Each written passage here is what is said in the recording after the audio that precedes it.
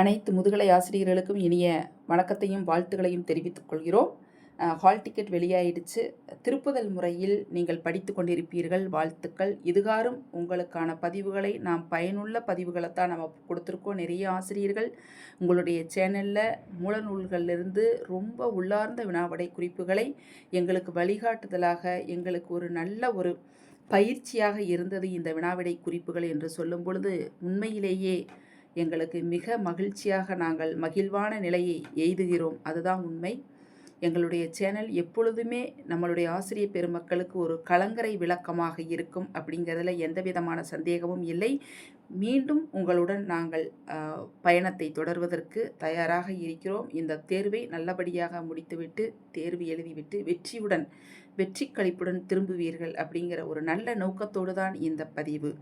Teachers, நீங்கள் கவனம் செலுத்த வேண்டிய பகுதி அலகு 7 சிற்றிலக்கியங்கள், அலகு 7 இலக்கணம், அலகு 5 சிற்றிலக்கியங்கள், அலகு 2 சங்க இலக்கிய நூல்கள், 15 கீழ்கணக்கு, 15 மேற்கணக்கு நூல்கள். கண்டிப்பாக கவனம் செலுத்த வேண்டிய பகுதி அலகு 8, 9 இந்த 2 பகுதிகளுமே நீங்கள் கவனம் செலுத்த வேண்டிய பகுதி. திறனாய்வு இந்த நூல்களையெல்லாம் பாருங்கள். தீசு நடராஜன், ஞானசம்பத்தினுடைய இலக்கிய கலை இதெல்லாம் ஒரு முறை நீங்கள் வாசித்து விட்டு செல்லுங்கள். நாங்கள் நிறைய அதிலிருந்து வினாக்கள் எடுத்து கொடுத்துருக்குறோம். உங்களுக்கு பயனுள்ளதாக இருக்கும். நம்மளுடைய சேனலை சப்ஸ்கிரைப் பண்ணிக்கங்க, லைக்ஸ் கொடுங்க. டீச்சர்ஸ், கமெண்ட்ஸில் என்ன கருத்தாக இருந்தாலும் தெரிவியுங்கள். ஒரு சில நேரங்களில் நம்ம இந்த மாதிரி மிட் நைட்டில் பதிவிடும் பொழுது ஆசிரியர் பணி, பள்ளியில் வேலை பளு, இதன் காரணமாக நம்ம நேரமாகி நம்ம பதிவிடும் பொழுது ஒரு சில வினாக்களை கடந்து நம்ம வந்துடுறோம். ஒரு சில வினாக்களுக்கு சரியான பதில் அளிக்க முடியாமை சில நேரங்களில் தவறு நேர்ந்து விடுகிறது. அதனால் பொறுத்து கொள்ளுங்கள் டீச்சர்ஸ். நீங்கள் சரியான விடைகளை நீங்கள் தெரிந்து கொண்டு படியுங்கள். உங்களுக்கே தெரியும், நம்ம வினாவிடை குறிப்பு கொடுக்கும் பொழுது ஏதாவது தவறுகள் இருந்தால் கண்டிப்பாக நீங்கள் படித்து கொண்டு இருக்கக்கூடிய மாணவிகளுக்கும் தெரியும்.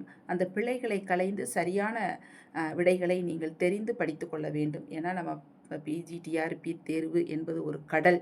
அது நம்ம ஒரு துளி தான் படிச்சுட்டு போவோம். இருந்தாலும் அரசு பணி அல்லவா, ஐஏஎஸ் ஆஃபீஸர் கேடர் அப்படின்னு சொல்லுவாங்க நம்மளுடைய பணி.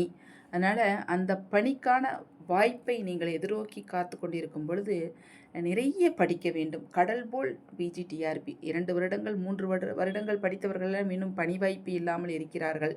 அந்த ஆசிரியர்களுக்கெல்லாம் நம்ம சொல்கிறது என்னென்னா, இனி படிக்க இந்த காலகட்டங்களில் நீங்கள் ரிவிஷன் முறையில், திருப்புதல் முறையில் அனைத்தும் நீங்கள் எடுத்து திருப்பி பாருங்கள். 2-3 முறையாவது திருப்புதல் முறையில் நீங்கள் படித்தால்தான் தேர்வில் வெற்றியடைய முடியும் அப்படிங்கிறதையும் நம்ம சொல்லிக்கிறோம். இப்போ பாருங்கள், அலகு 1, 2 இதுவரை ரிவிஷன் டெஸ்ட் நம்ம மாணவர்களுக்கு ரிவிஷன் டெஸ்ட் கொடுத்துக்கிட்டு இருக்கோம். அந்த வினாக்களை உங்களுக்கு நம்மளுடைய சப்ஸ்கிரைபர்ஸ்க்காக, நம்மளுடைய மெம்பர்ஷிப்பில் ஜாயின் பண்ணுற டீச்சர்ஸ்க்காக நம்ம கொடுக்குறோம். இந்த பதிவு உங்களுக்கு பயனுள்ளதாக இருக்கும். நிறைய ஆசிரியர்கள் பதிவுகள் ரொம்ப பயனுள்ளதாக இருக்குது. எங்களுக்கு வெற்றிக்கு வழிகாட்டும் கலங்கரை விளக்கமாக இருக்குது அப்படின்னு சொல்லும் பொழுது எங்களுக்கு மகிழ்ச்சி தான். உங்களுக்கான பதிவு ஏதோ பாருங்கள். முதல் கேள்வி, திராவிட குடும்பம் என்ற கருத்தை அறிமுகப்படுத்தியவர். இதுவரைக்கும் நம்ம சேனலில் இந்த வினாக்கள் பதிவிடலைங்க. திருப்புதல் ரிவிஷன் முறையில் நம்ம போகிறோம். முதல் கேள்வி பாருங்கள். திராவிட குடும்பம் என்ற கருத்தை அறிமுகப்படுத்தியவர் பிரான்சிஸ் வைட் எல்லிஸ். சரிங்களா? அடுத்து தரல் வரல் சொற்கள் 100 வினாக்கள் கொடுத்துருக்கோம். நம்ம 50 வினாக்கள் மட்டுமே பார்க்கலாம். அடுத்த நாளைக்கு ஒரு 50 வினாக்கள் நம்ம கொடுக்குறோம். சரிங்களா? தரல் வரல் சொற்கள் படற்கையில் மட்டுமே வரும். இந்நிலை யாருடைய காலத்தில் மாற்றம் பெற்று தன்மை முன்னிலை தொடர்நிலையிலும் பயன்படுத்தப்படுகின்றன அப்படின்னா சோழர் காலத்தில். சேர சோழ பாண்டியர் கால தமிழ்லாம் நீங்கள் படித்து தாங்க ஆகணும். அவர்களுடைய காலத்தில் தமிழ் மொழி எவ்வாறு மாற்றம் பெற்றது, சொற்களினுடைய வேறுபாடு என்ன, இதெல்லாமே உங்களுக்கு கண்டிப்பாக வினாக்களாக கேட்கலாம். மொழிநூலார் கட்டு வடிவம் என்றும் தனி வடிவம் என்றும் இரு கூறுபடுத்துவது எதனை? 3வது கேள்வி. சந்தேகமே இல்லை, உருபன்கள் தாங்க. சொல்லின் சிறு கூறுகள் தானே உருபன்கள் இல்லையா? 4 இவற்றில் கட்டு வடிவ உருபன் அப்படிங்கிறது மறக்காதீங்க. கல்விகுதி தான் கட்டு வடிவ உருபன் அப்படின்னு சொல்லுவாங்க. ஒரு சொல்லை கட்டுதல், அதாவது விகுதி பெற்று கட்டுதல் முறையில் வருதல் அப்படின்னு சொல்லுவோம் இல்லையா? அதுதான். இவற்றில் குரல்வளை தடையொலி அதிகமாக பயின்று வரும் மொழிகள் கோண்டா, குயி, குவி. இதுதான். சரிங்களா? அடுத்து தமிழ் சொல்லான தமிழ் சொல்லான குதிரையை வடமொழியில் கொடகா என்றும் கன்னடத்தில் குதிரே என்றும் அழைப்பது போல் தெலுங்கு மொழியில் அழைக்கும் முறை என்ன அப்படின்னா குற்றமோ. இந்த மாதிரி தாங்க சொற்கள் எதிர் மொழியில் எவ்வாறு அழைக்கப்படுகின்றன, கன்னடத்தில் எப்படி அழைக்கிறோம், மலையாளத்தில் எப்படி அழைக்கிறோம், தெலுங்கில் எப்படி அழைக்கிறோம், இது எல்லாமே கண்டிப்பாக ஒரு கேள்வி கண்டிப்பாக வரும். சரிங்களா? சரியா தவறா கூற்றை ஆராய்க. 7வது கேள்வி, வினைச்சொற்களுக்கு முன் சில சொற்கள் அல்லது இடைநிலைகள் சேர்ந்து நுட்பமான பொருள் வேறுபாடுகளை உணர்த்துவது ஆரிய மொழியின் இயல்பு. 2வது கூற்று பாருங்க. கூற்று 1 2 ஆராய்க. காரணம் கூற்று சரியா தவறா தேர்க. இதெல்லாமே வினாக்களாக கேட்கலாம். ஆனாலும் வங்காளி முதலிய வட இந்திய மொழிகள் வினைகளுக்கு பின் சேர்க்கப்படும் துணை வினைகளை கொண்டு பொருள் வேறுபாடுகளை உணர்த்துகின்றன. 7வது கேள்விக்கு விடை தெரிதான் பாருங்க. 2மே சரிதான். சரிங்களா? 2மே சரி.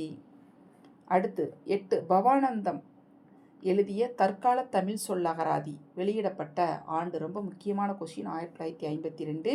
அடுத்து 9வது கேள்வி, இந்திரனை அகல் விசம்புலார் கோமான். இந்திரன், கோமான்னாலே அரசன் இல்லையா? இந்திரனை குறித்து கொண்டாடப்படும் விழா பற்றி சுட்டிய புலவர் வள்ளுவர் தான். இந்திர விழா பற்றி திருக்குறளையும் சொல்லியிருக்காரு. சரிங்களா?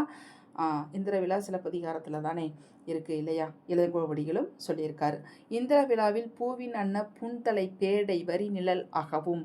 அந்த நிழலை பார்த்து அகவக்கூடிய பேடை அப்படிங்கிறது என்று முதலில் இந்திர விழா பற்றி கூறிய நூல் என்ன அப்படின்னா உங்களுக்கு தெரியும் பாருங்கள், படிச்சிருப்பீங்க. இது ஐங்குறுநூறு தான். இந்திர விழானாலே ஐங்குறுநூறு தான். இந்திர விழா என்றாலே ஐங்குறுநூறு தான். சரிங்களா?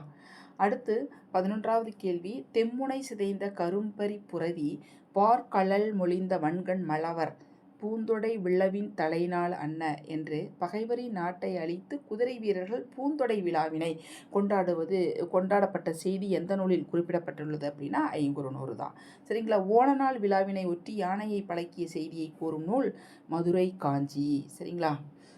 பாருங்கள், கார்த்திகை நாள் திருவிழா கொண்டாடப்படுவதை எந்த நூல் குறிப்பிடுகிறது? போன வாட்டி நீங்கள் பிஜிடிஆர்பியில் எழுதியிருப்பீங்க. அகநானூறு கார்நாற்பதிலாம் கார்த்திகை விழா கொண்டாடும் முறையை அந்த நூல்களில் குறிப்பிடப்பட்டுள்ளன. இதெல்லாம் நீங்கள் படிச்சுக்கோங்க. 13வது கேள்வி, அல்பேனியன், ஆர்மேனியன், பால்டோ ஸ்லவிக், இந்தோ ஈரானியன் ஆகியன எம்மொழி குடும்பத்தில் இடம்பெற்றுள்ளன. 13வது கேள்வி, சதம் மொழி குடும்பத்தில் இடம்பெற்றுள்ளன. கோத, தோத, படக, மால்டா, ஒரோவன், குரு, பிராகியு இம்மொழிகளுள் இந்தியாவிற்கு வெளியில் பேசப்படும் மொழியினாலே பிராகியு தான். சரிங்களா? 15வது கேள்வி, உலகில் உள்ள மொழி குடும்பங்களில் மிக பெரியதாக கருதப்படுவது எதுனா இந்தோ ஐரோப்பிய மொழி குடும்பங்கள் தான் மிகப்பெரிய மொழி குடும்பங்களாக கருதப்படுகின்றன. 16வது கேள்வி, இந்தோ ஐரோப்பிய மொழி குடும்பம் என்ற பெயரை சூட்டியவர் யார் அப்படின்னா தாமஸ். 17வது கேள்வி, சங்க இலக்கியங்கள் புகழ்பெற்ற கால பழைமை கனிந்த தமிழ் பாடல்களாக செம்மையுடன் விளங்குகின்றன என்று பாராட்டிய அறிஞர். சங்க இலக்கியங்கள் செம்மையுடன் விளங்குகின்றன அப்படின்னு சொன்னவர் யார், பாராட்டியவர் யார் அப்படின்னா கமில் சுவெலபில். 18, செந்தமிழ் தமிழின் சங்க பாடல்கள் கிரேக்க மொழியின் நுட்பமான கவிதை தொகுதிகளுக்கு அரைக்கோவலாக விளங்குகின்றன என்று பாராட்டிய கவிஞர் பியரி மெய்லி. எல்லாமே வெளிநாட்டு அறிஞர்கள் தாங்க. 19, ஹீப்ரு மொழியின் செம்மொழி காலமாக கருதப்படுவது விவிலிய காலம்தான். ஹீப்ரு மொழி ஏற்கனவே குரூப் 4லையும் கேட்டிருக்கா. ஏற்கனவே பழைய பிஜிடிஆர்பி கொஸ்டின்லேயும் நீங்கள் எடுத்து பாருங்கள், கேட்டிருக்காங்க. 20, கண்மண், சிறுக்கண், கருமண் என்னும் 2 புதிய விகுதிகளை ஆண்பாளுக்குரிய விகுதிகளாக கூறும் நூல் வீர சோழியன்தான். ஆண்பாளுக்குரிய விகுதிகளாக கூறும் நூல். சரிங்களா? அடுத்து பாருங்க 21, கூற்று, சங்க காலத்தில் கல்விகுதி அருகியே காணப்படுகிறது, அவ்வளவு ரேர் அப்படிங்கிறார். கல்விகுதி வராது, அருகிதான், ஏதாவது ஒரு சில இடங்களில் காணப்படும் அப்படிங்கிறார். சரிங்களா? அக்ரிணை சொற்களில் மட்டுமே வந்துள்ளது. பாருங்கள், கல்விகுதி அக்ரிணை சொற்களில் மட்டுமே வந்துள்ளதுன்னு சொல்கிறாங்க. காரணம், சங்கமருவிய காலத்தில் கல்விகுதி உயர்திணையுடன் வருவது, இரட்டைப்பன்மை சொற்களாக வருவது குறிப்பிடத்தக்கது அப்படின்னு சொல்கிறாங்க. கூற்று, காரணம் 2மே சரி. 21. சரிங்களா? கூற்று, அதாவது இந்த கேள்விக்கு கூற்று காரணம் 2ம் சரி. அடுத்து, ஒப்பிலக்கணம் என்ற சொல்லை முதலாக தம் நூலில் பயன்படுத்திய வான்ஸ்லேகர் என்ற அறிஞர் எந்த நாட்டை சேர்ந்தவர்? ஜெர்மன் நாட்டை சேர்ந்தவர். கேட்கலாம். எல்லீஸ் துரை எந்த நாட்டை சேர்ந்தவர்? கால்டுவெல் எந்த நாட்டை சேர்ந்தவர்? பிரான்சிஸ் எந்த நாட்டை சேர்ந்தவர்? இதெல்லாம் மொழியியல் துறையில் மிக பிரபலமான அறிஞர்கள். இவர்கள் எல்லாமே வெளிநாட்டு அறிஞர்கள். சரிங்களா?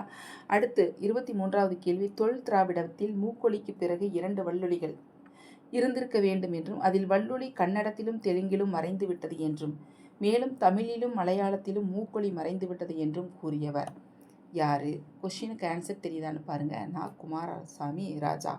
அடுத்து ஆரிய மொழிகள், பின்னோ ஊக்ரிக் மொழிகள் இதெல்லாமே திராவிட மொழி குடும்பம் அகத்தியலிங்கம் நூல்களில் எடுத்ததுங்க.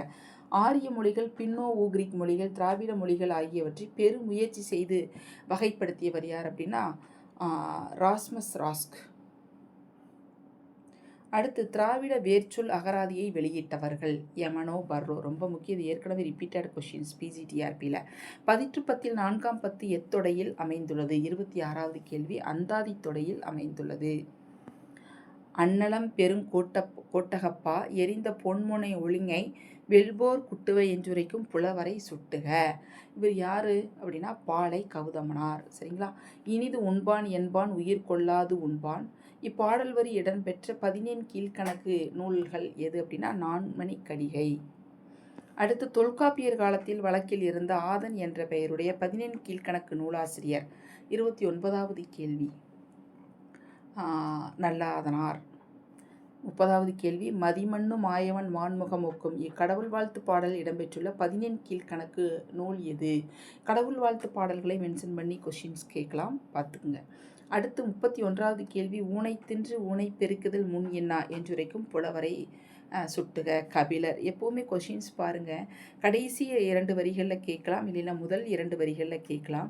இப்போ போன பிஜிடிஆர்பி கொஷின்ஸ், ப்ரீவியஸ் கொஷின்ஸ் எடுத்து பார்த்தீங்கனாலே கடைசி 2 வரிகள் கேட்கலாம், முதல் 2 வரிகள் தான் கேட்டிருக்காங்க. அந்த மாதிரி தான் நம்மளும் வினாக்கள் எடுத்திருக்கோம். ஊனை தின்று ஊனை பெருக்குதல் முன் இன்னா சொல் இன்னாதவை அப்படின்னு சொன்னவர் யாருன்னா கபிலர். எஞ்சான்றும் நெஞ்சில் நிலைத்திருக்கக்கூடிய அறங்களாகிய அல்லவை செய்யாமை வெகுளிவிடல் கல்லாமையின் இழிவு அறம் புகழ் தாய்மையின் மேன்மை இவற்றை அறிவுறுத்தி சென்ற புலவர் யாரு அப்படின்னா விளம்பி நாகனாருங்க. 33. போரின் கொடுமைகளையும் அதனால் நாட்டில் ஏற்படும் அழிவுகளையும் எடுத்துரைக்கும் நூல் எது? போரின் கொடுமைகளையும் அதனால் நாட்டில் ஏற்படும் அழிவுகளையும் எடுத்துரைக்கும் நூல் மதுரை காஞ்சி. 34. பிற்காலத்தில் ஏடு பெயர்த்து எழுதுவதில் ஏற்பட்ட சிதைவால் 4 செயல்கள் மட்டுமே மறைய பெற்ற நூல் எது அப்படின்னா 5 70. அடுத்து 35வது கேள்வி. உதிரம் உண்ட காக்கைகள் உருவிழந்து செம்போத்தின் புறத்தையுடைய சிச்சிலி குருவி போன்று காணப்பட்டன என்று போர்க்காட்சியை கற்பனை நயத்துடன் காட்டும் நூல் எது அப்படின்னா களவழி 40. போர்க்களம் களவழி 40. 36. விண்புற நிவத்த வேயா மாடத்து இரவில் மாட்டிய இலங்கு சுடர் எமிலி உறவுநீர் அழுவத்து ஓடுகளம் களம் உறையும் கலங்கரை விளக்கு இருந்தமைக்கு சான்று காட்டும் நூல் நாளை பெரும்பானாற்று படைதாங்க. கலங்கரை விளக்கம்னாலே பெரும்பானாற்று படைதான். 37. பொருணர்காயினும் புலவர்காயினும் அருமறை நாவின் அந்தணர்காயினும் கடவுள் மால்வரை கண்விடுத்து அன்ன அடையா வாயில். யாருடைய அரண்மனை புலவர்களுக்காக அடைக்காமல் இருந்தது வாயில்கள் அரண்மனை யாருடையது அப்படின்னா நல்லியக்கோடனினுடைய அரண்மனை. வந்தோர்க்கெல்லாம் வாரி வாரி வழங்கக்கூடிய ஒரு புலவர் வள்ளல். 6 கிடந்தன் அகனொடு தெரு அகன்றமான தெரு இருந்ததாக காட்டும் நூல் எது அப்படின்னு சொன்னால் 38வது கேள்வி மதுரை காஞ்சி. அகன்ற தெருக்கள் மாடங்களும் கோபுரங்களும் அமைந்தது மதுரை காஞ்சி நூலில் தான் குறிப்பிட்டு காட்டப்பட்டுள்ளது. கூற்று 1. ஆசாரக்கோவை நூல் விருந்து என்னும் வனப்பின் பார்ப்பட்டது. வடமொழியில் ஸ்மிருதி என்ற நூலாகும். விருந்து வந்திருக்காது, வனப்பு அதாவது அழகு என்னும் வனப்பில் வந்திருக்கலாம் இது. சரிங்களா? அடுத்து வடமொழி நூல்களை ஆதாரமாக கொண்டும் அறிஞர்கள் தம் அனுபவத்தால் உணர்த்தியுள்ள உண்மைகளையும் ஆதாரங்களையும் பெருவாயின் முள்ளியார் உணர்த்தியுள்ளார். இந்த கூற்று 1, 2 ரெண்டுமே சரியா? அப்போ 1 தான் சரியா, 1 தவறா? இதை தான் நம்ம பார்க்கணும். அப்போது இந்த 38வது கேள்விக்கு பாருங்க, 2 மட்டும் சரி. சரிங்களா? கூற்று 2 மட்டும் சரி. வடமீன்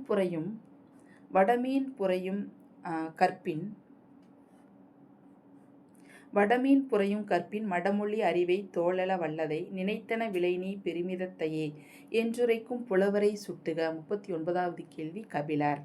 40வது கேள்வி கடல்கொள படா துடலு ந ரூக்கார் கழல் புனை திருந்தடி காரி நின்னாடே அழல் புறந்தரு மந்தனர் அதுவே வீயந்திருவின் வினல் கெழு தானை மலையமான் திருமுடிக்காரியை சிறப்பித்து பாடிய புலவர் யாரு? இந்த பாடல் வாய்க்குள்ளேயே நம்மளுக்கு நுழையாது, அந்த அளவுக்கு கொடுத்துருக்காங்க கபிலர்.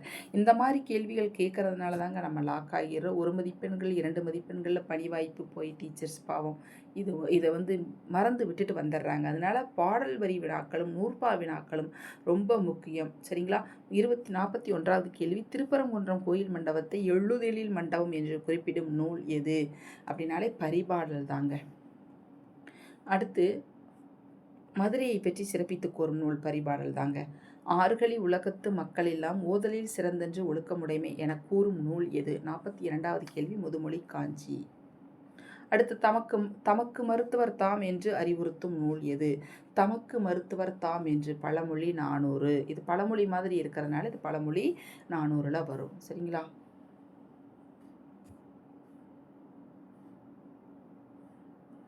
அடுத்து 44வது கேள்வி, உருத்துப்பு அஞ்சாது உடல் சினம் செருக்கி சிறுசொல் சொல்லிய சினங்கொழு வேந்தரை அஞ்சமர் சிதைய தாக்கி முரசமுடு ஒருங்கு அகப்படே என் ஆயின் பொருந்திய எந்நிழல் வாழ்நர் செந்நிழல் காணாது டேஸ் என்று வஞ்சினம் பாடிய மன்னன் யார்? வஞ்சினம் பாடிய மன்னன் வெகுண்டெழுந்து சினத்தை வெளிக்கொணர்ந்த, அதாவது சினம் பொங்க இந்த மாதிரி கருத்தை சொன்ன மன்னன் யார் அப்படின்னா தலையாலங்கானத்து செருவென்ற பாண்டிய நெடுஞ்செழியன்.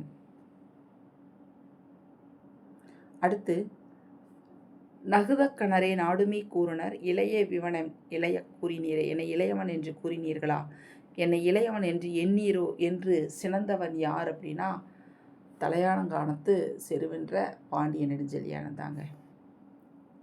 அடுத்து யாழொடும் கொல்லா பொழுதொடும் புணரா பொருள் அறிவாரா ஆயினும் தந்தையருக்கு அருள் வந்தனவால் புதல்வர் தம் மழலை என் வாய் சொல்லும் அன்ன கடிமதில் அரண்பல கடந்து நெடுமா நஞ்சி நீ என்று அருள்மாறே என்று உருக பாடிய புலவர் ஔவையார் தான். நெடுமானஞ்சியை பாடினாலே ஔவையார் தான், அதிகமானஞ்சியை.